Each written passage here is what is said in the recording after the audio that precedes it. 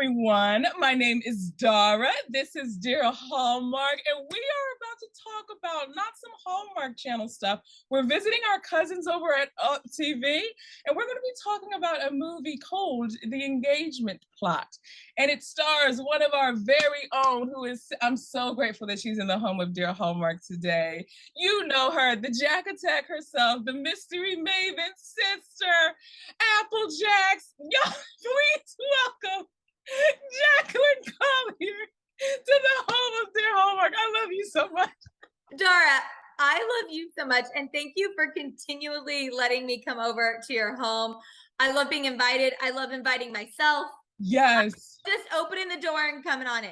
You officially have like fridge privileges now in the house. You can just go into the fridge whenever you want. You don't have to ask. You're not a guest. You're officially family. Like, I feel like this interview has solidified your fridge privileges. Do you think we're at the level yet? Maybe next time that I'm at the level where I shower and I already know where the towels are. Oh, I think, yes, I agree. I would say your next movie. Because this is getting booked. You guys, the reason why Jax is here, she is starring in UpTV's newest movie that's coming out August 21st, The Engagement Plot.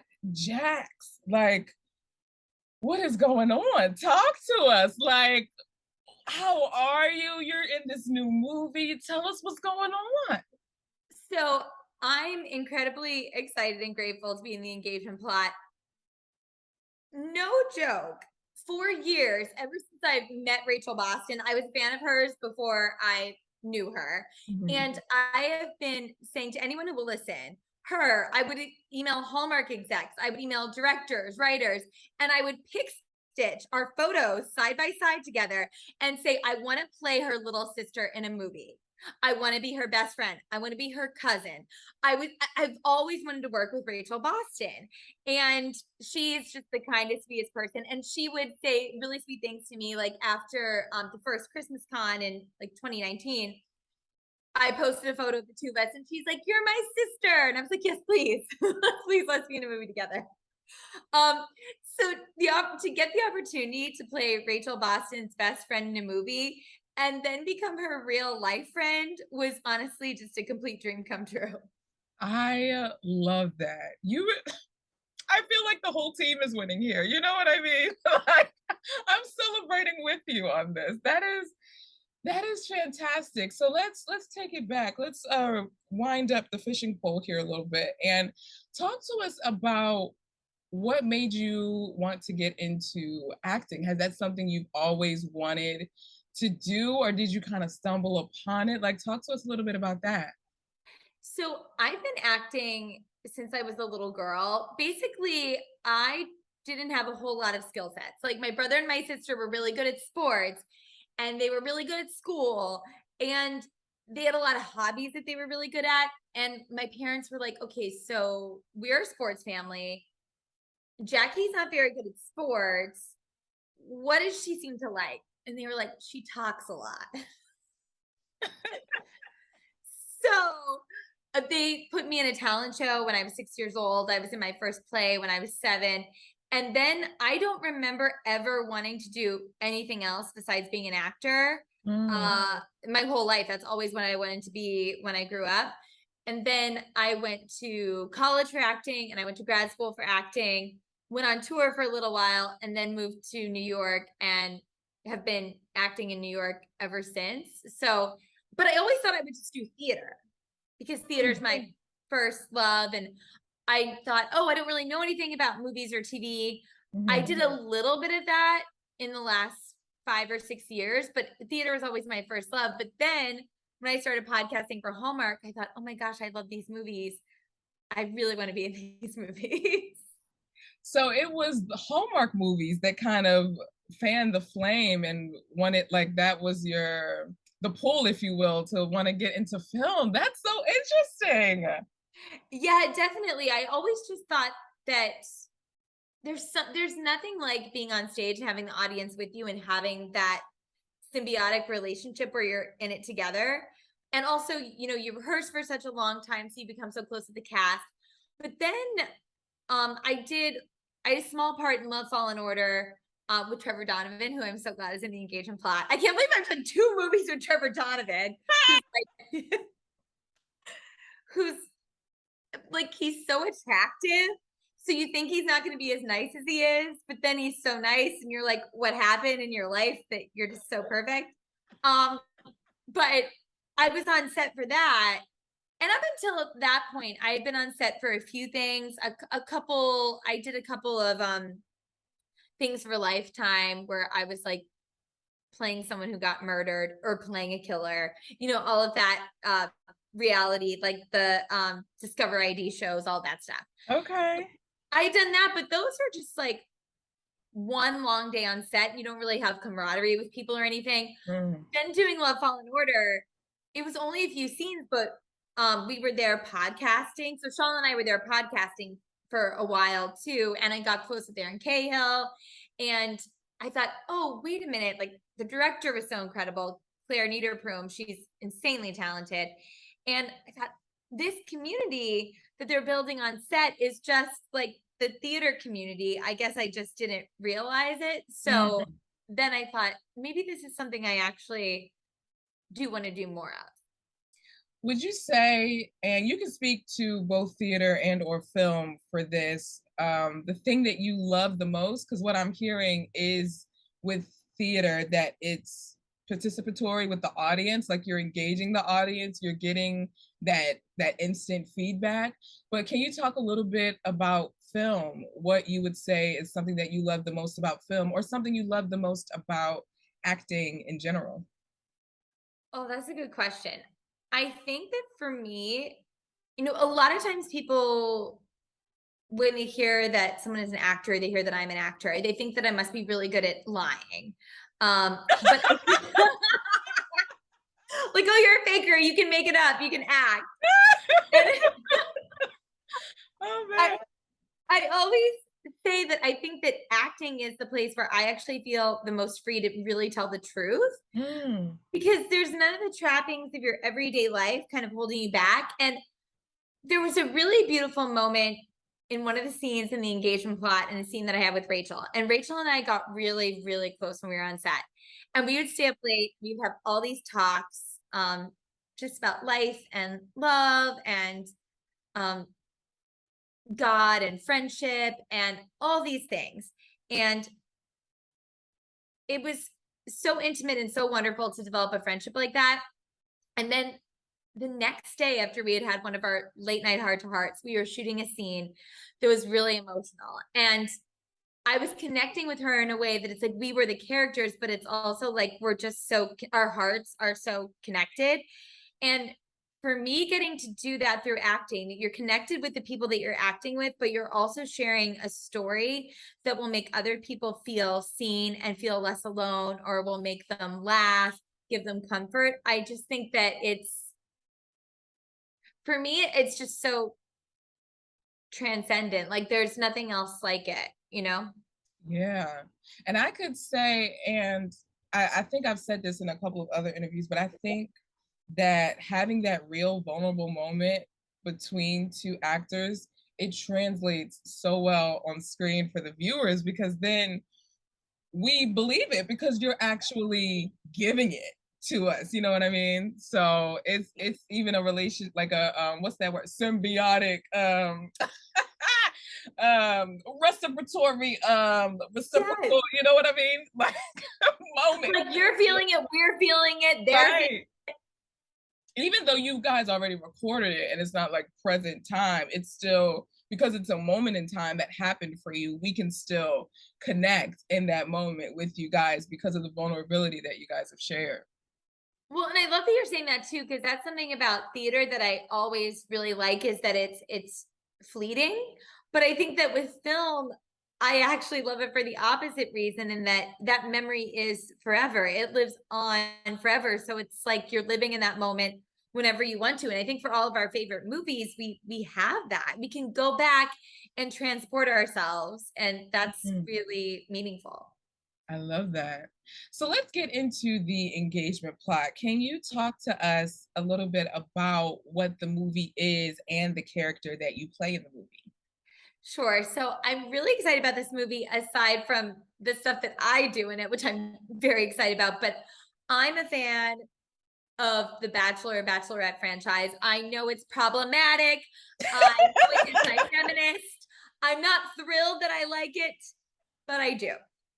So, The definition of a guilty pleasure, literally. that's exactly right, Dara. Like, I know it is, and I just own it. Yeah. And the premise of the engagement plot is that there is this TV show called The Price of Love, and a way better host than Chris Harrison for it, by the way, in The Price of Love in ours. A wonderful woman who's just like exceptionally talented. So she's hosting The Price of Love. And Will Preston, played by Trevor Donovan, is going on this show to find love, sort of, but also to really make his business successful. Kind of just like why anyone goes on these reality TV shows. They want all the followers online. They want the splash. They want their personal branding to, gain because of being on the show. So my best friend, Hannah Knight, played by Rachel Boston, is going on this show, and she's like this sweet, wholesome, loving school teacher. I convince her to go on the show, and she's a bit reluctant, but then she meets Will. She really likes him. And so I don't think I'm revealing too much of the plot because all this is in the trailer. So no spoilers. I was like, I hope I don't say too much. But Will ends up picking someone else because of what it will do for his brand. And he thinks that really Hannah might not like him that much. And then the rest of the movie is Will realizing he made a mistake, having to come to our hometown and convince Hannah to be in this engagement plot with him, to pretend that they are engaged so that he could save his reputation. Interesting. And so you play Hannah Knight's best friend, which, like you said, is your dream. So touching back a little bit to when we talked about vulnerability and bringing some of yourself, what would you say, like, outside of that emotional scene that you shot with Rachel, were there any other moments where you felt like you brought yourself to your character, or you felt like as you were reading the script or reading about your character, you were like, wait, that's me? Like, is there a way that you relate with your character? That's another great question. So the thing about this is, I definitely, another thing I love about acting is you can play characters that are nothing like you and you can transform. And I've been lucky enough to play lots of different characters that are very different than me. But like Carly is me on the page. It basically, so I ended up auditioning for this movie because Brian Bird, who's the executive producer on it, he's the creator of One Calls the Hard. He's an insanely talented and kind human being. His son, Taylor, wrote this script. And I was on the set for When Hope Calls. We met and we were just chatting. And he said, I have a script that you should take a look at. You remind me of our best friend character. Wow. So the reason I ended up even auditioning for it is because, not even because Brian saw my work as an actress and was like, oh, she's a good actress, she'd be good for this. He was like, wait, I think these two are like the same people. And then I auditioned and got the part. So much of Carly. Carly is such a hype woman for her best friend, which I can totally relate to. Like, female friendship is so important to me. I'm also a bit of a matchmaker, and she's really trying to match her best friend up.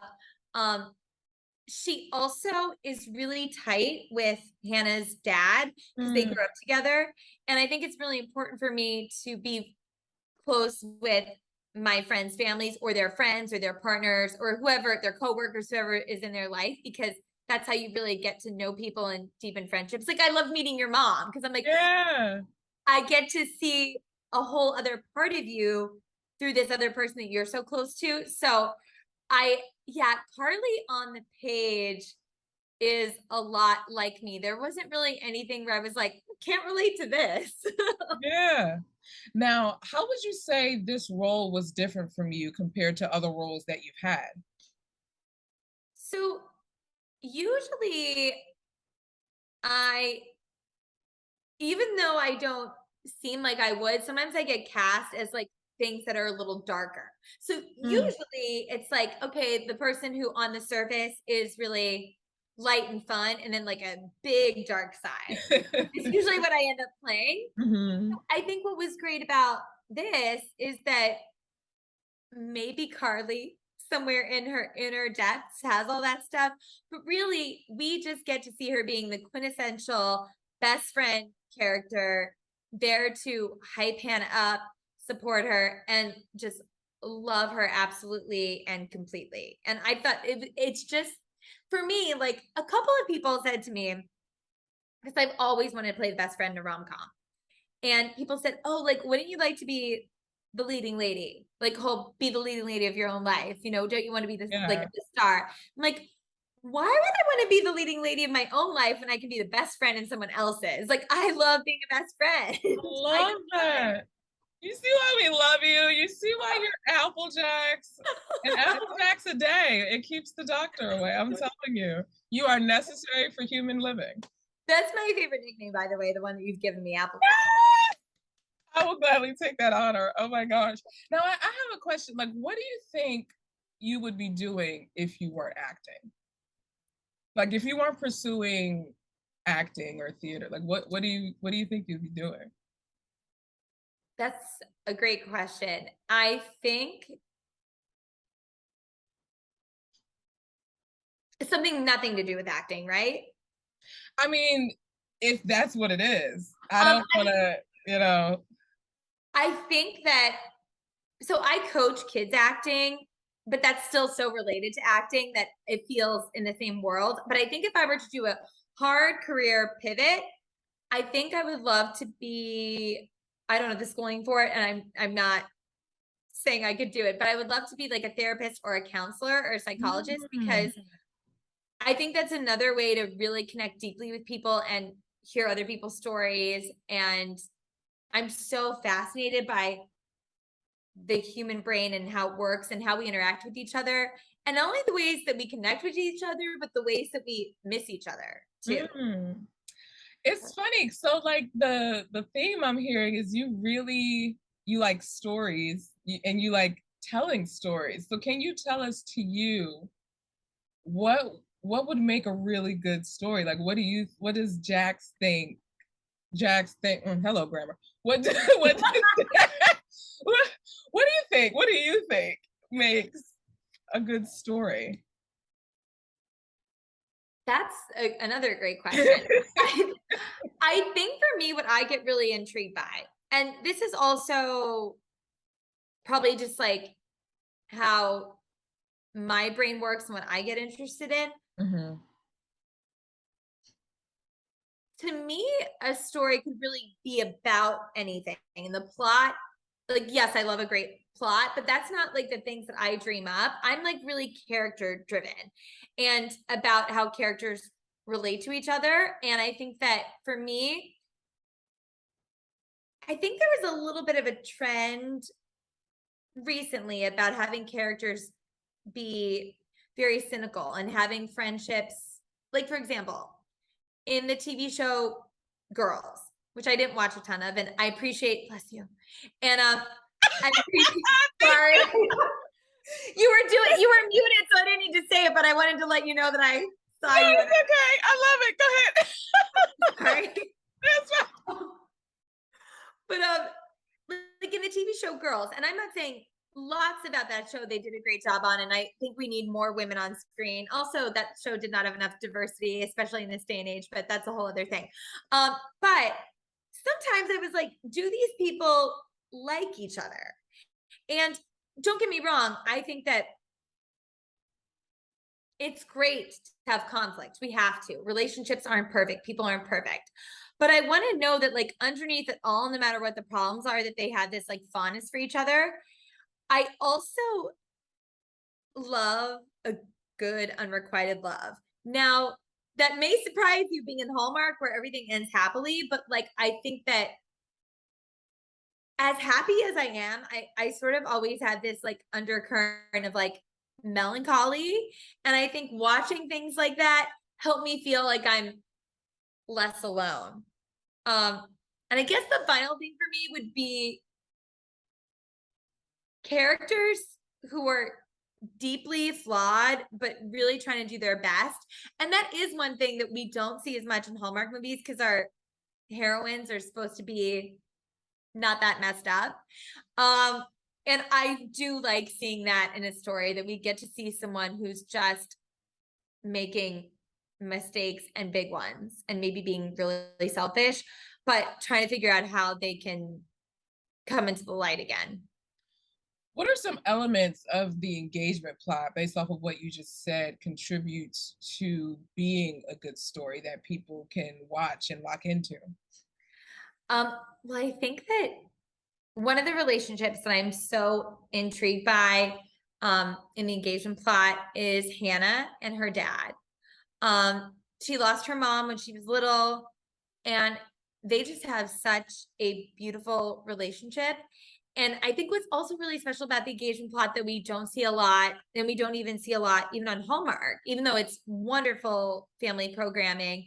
But Hannah and her dad, a lot of their relationship is rooted in a deep faith in God. And it's something that is talked about in the movie in a way that feels really organic and not like it's just part of the story, right? And I think that that was also part of being on set, is that we didn't have to pray before the day, but some people would, and it felt really nice to have a community of people coming together for a film that is, whether or not you like faith-based content, I still think you'll love the engagement plot. Like, look, if you like The Bachelor, Bachelorette, you'll like it. If you think Trevor Donovan is hot, you'll like it. That's the second time you mentioned that. I'm just saying. I ain't trying to put you out there, but I'm just saying. Oh my gosh, I love it. I mean, he is. It's so funny because a lot of my hometown friends are like, and they all know like what a nerd I was in high school and still am. They're like, oh my gosh, like, do you get nervous around Trevor? I'm like, Trevor's just so nice. You can't be like, Yeah. like you can't be nervous around Trevor because he doesn't make you feel like, I used to always get nervous around the football players in high school or like the pretty cheerleaders. I'd be like, oh, everyone is just amazing. And Trevor is just so down to earth. So yeah, I would say that and also there's a really fun relationship between Trevor's character Will and his driver, who's like also kind of his best friend. And the thing is, the guy who played this role, it was supposed to be like a nice little role, but he blew everyone away. They started adding scenes for him. Yeah.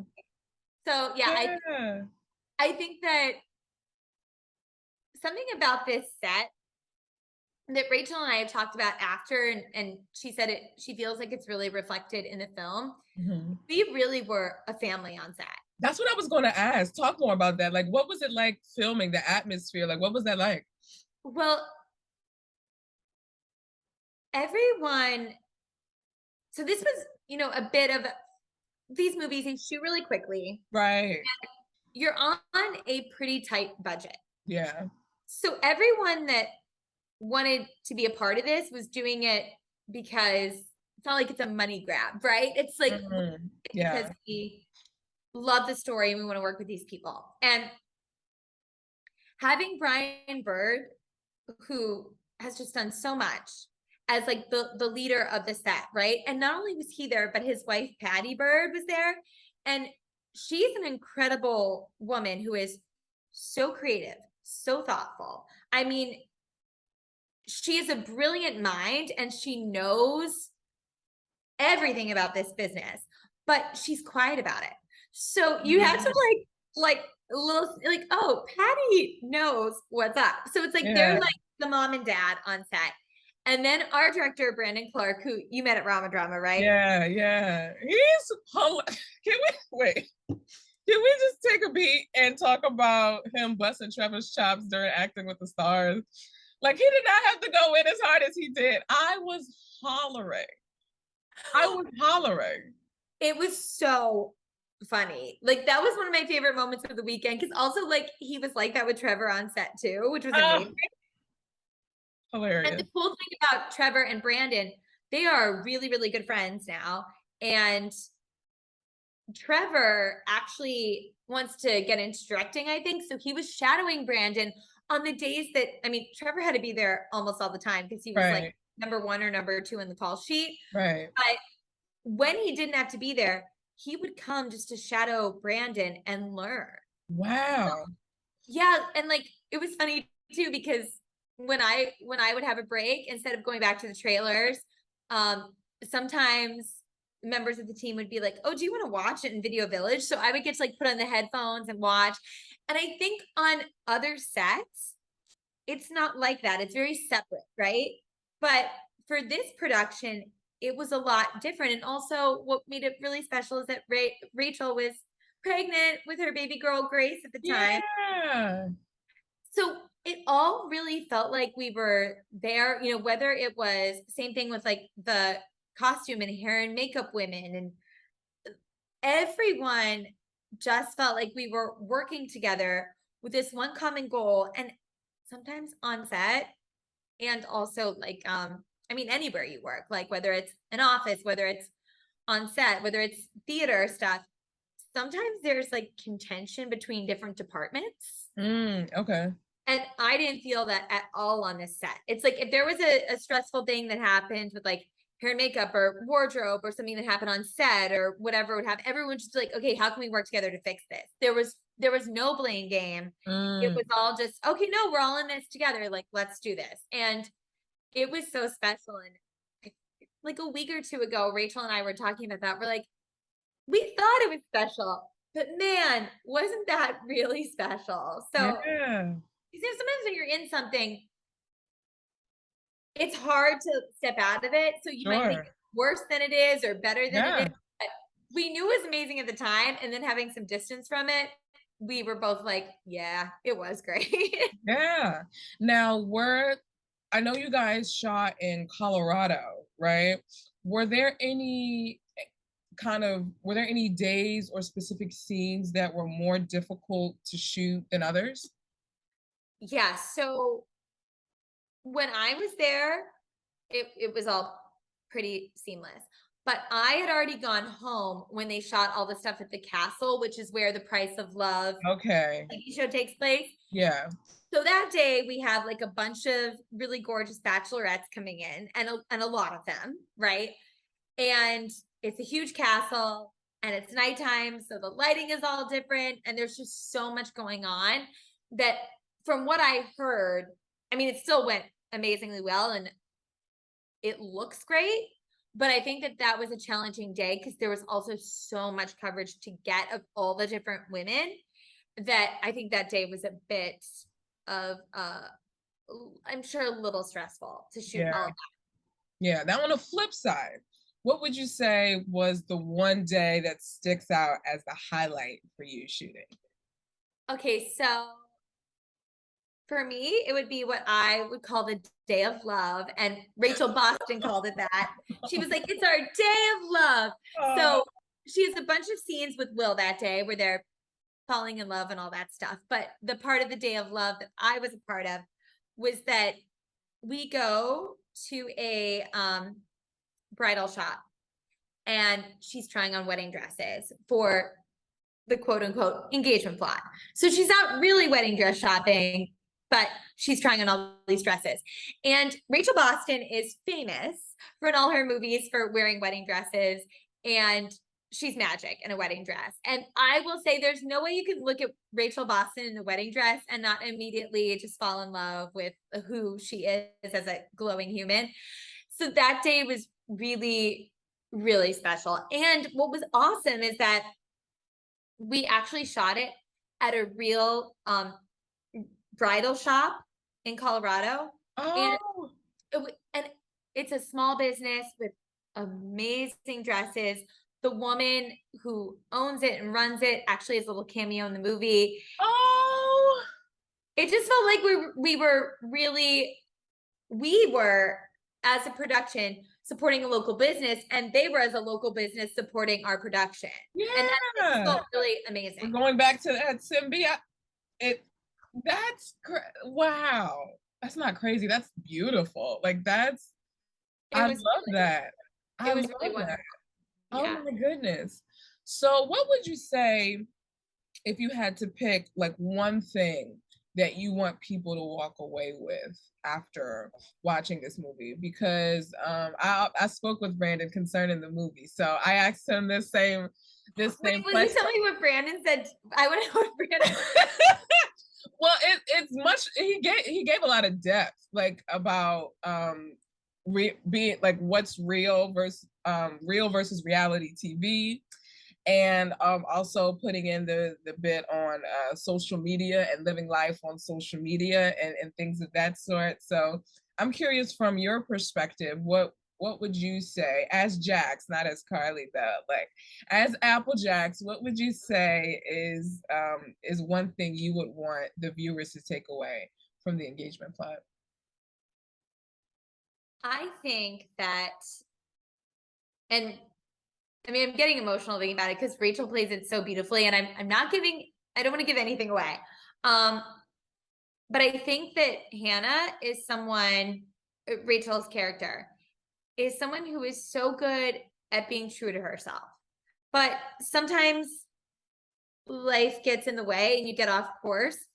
And I think that she's really good at looking to her best friend and her dad and God and her students, who are adorable in this movie, by the way, to bring her back to center and to help her realize who she really is. And I think that your identity can also shift and be shaped by the people you love and the people that love you. And I think that she has this idea in her mind that someone like Will isn't right for her, but I think she needs to expand her idea of what her own identity is. And I think that for all of us, we would all benefit by doing that in our own lives, staying true to ourselves while also being open to expanding our idea of who we are. That's so good. And it made me think, especially as someone who's portraying other characters, how much more important it is to find your identity and be true to yourself. Can you talk about that a little bit as someone who is in the industry, like how important identity is for you as a person? Yeah. Oh, wow. Dara. Was that a good question? Gosh.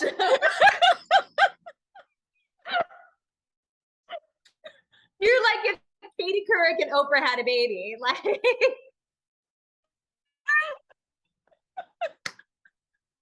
oh my God. Their love child. I would say, yeah, for me, I think that's something I'm always working on trying to discover more. And I think that, I mean, sometimes it's silly things, right? Like I've always been a messy person growing up my whole life. I'm messy. I've got junk everywhere. I'm a hoarder. I'm disgusting. And then like a few years ago, I was like, whoa, it's not just about being clean. It's about the fact that like, this is kind of getting inside my head and it's taking up brain space. So now I'm just such a clean person. And it's one of those things that this isn't like a serious identity thing, but that was a part of my identity that, oh, I'm messy and I can't do anything to change it. Then I did. And I think that with deeper things, I mean, yeah, I think I've always had things in my head that I'm like, that's me. Oh, you're this happy person all the time. And if you're not happy all the time, people won't like you. And it's like, oh, well, I would rather be authentic than happy all the time. But also, on the flip side of that, if I am happy a lot, I don't want to like tone it down just so I don't seem fake. So it's like this that's so good. Yeah, so it's like this back and forth of like trying to figure out how much other people's perception means to me. And I guess that, I've heard that I'm a people pleaser. And I think that there's some truth to that. But then there's another side of me that's like, well, why wouldn't I want to make people feel good? Yeah. You know, so I think I'm constantly kind of toggling between my own sense of identity and self-worth, but then knowing that, I guess for me and like what I believe about the world, that my identity is important, but I think it's more important how I relate to and connect with other people. And I don't think that's like a popular thought, and maybe it's something that I'll retract eventually, but that's what I am kind of musing over right now. Yeah, because I just in hearing like over the course of our conversation, you have like this pure innate kind of love of people in general. And I love how even like how that's ingrained in you. And even when it comes to your identity, that's something you think about. Like I just find that so beautiful. And I can completely I can completely relate to you. It was something I just talked about actually in a review for that I did for another movie. Because sometimes I would feel the temptation to tone myself down because I feel like I can be extra in a space where everyone's kind of chill and mellow. But if that's who I am and if that's how I'm feeling in the moment, like why would I deny myself that opportunity to really be my authentic self, like and just embrace that side of myself, which is another reason why I'm so grateful for even the Hallmark and UpTV and GAC, like the community in general, because I feel like it's given me the space to embrace all of the quirks, the idiosyncrasies, like all of it. I love that. And that's the thing. Like, I think that one of the biggest reasons why people respond to you is that they know it's authentic, right? Like, if someone was doing what you were doing and it wasn't them, it would maybe seem like it's too much, right? But with you, it's the exact right amount because it's you. Right. And all those little things, like every time you do like a funny little adorable accent, or you know what I mean? Or that is the stuff that it's like, because it's true, people know what's true. They just do. Yes, I love that. I love that so much. So, Jax, I don't want to say bye, but well, hang on again. We got to do another mystery, girl. Well, I mean, unfortunately, it's not up to us because if it was up to us, we have mysteries once a month around the clock. We'd be out here mysterying. I don't know. Look, I'm really hopeful for everything they're going to do with Mahogany. Can we get me some mysteries on Mahogany? That's what I want. Don't play with my emotions. Don't play with my emotions. Well, they took Holly Robinson Pete's mystery away from her. Bring it back. Bring it back. Develop others. I want to see other mysteries. I want to see it all. I want to see it all. But before I let you go and you grab some stuff out the fridge to take with you. Because you got fridge privileges. This is your moment to say whatever you want to say, whether it's about the movie, what we talked about with storytelling, confidence, identity, whatever you want to say, you have the last word. Oh, I love that.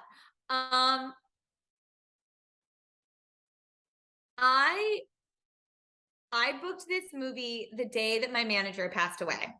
And oh, I'm so sorry. Oh no, she was a wonderful lady, and I mean, she was just incredible, and she believed.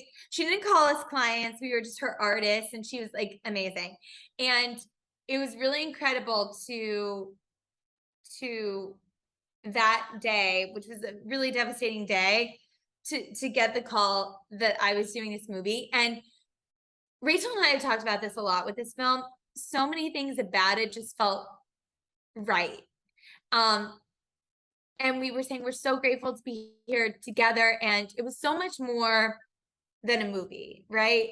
And I'm really grateful to, it also came at a time when I was feeling pretty down about stuff, and I'm really grateful to Brian Bird for bringing me on board, and grateful to the whole team.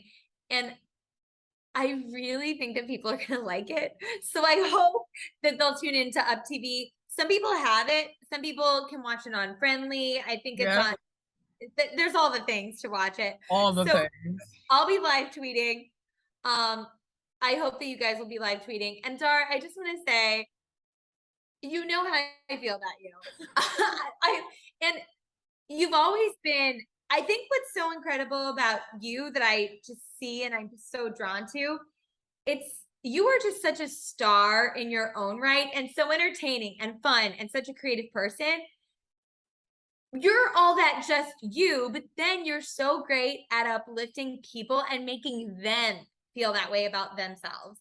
And I think to have those two qualities in one person, that Venn diagram does not intersect very often.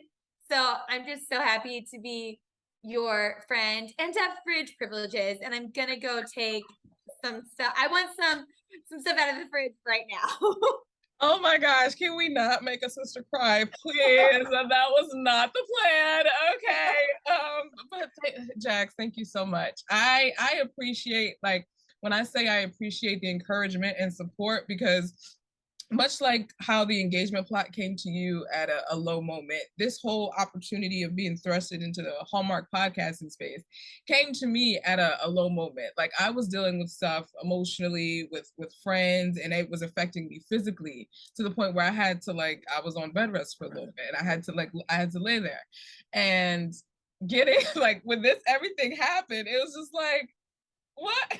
So, like, I mean it when I say I so appreciate you. I appreciate your love. I appreciate your encouragement, because it means so much. It really, really does. So thank you so much. So much. Well, you're stuck with me. So I would have it no other way. Velcro. Actually, was Gorilla Glue. There we go. Because Velcro can come off. Gorilla Glue, it's going to take a lot. It's going to take a lot. Well, everyone, thank you so much for tuning in or listening to Dear Hallmark. She's Applejack. My name is Dara, and I will talk to you guys in the next episode.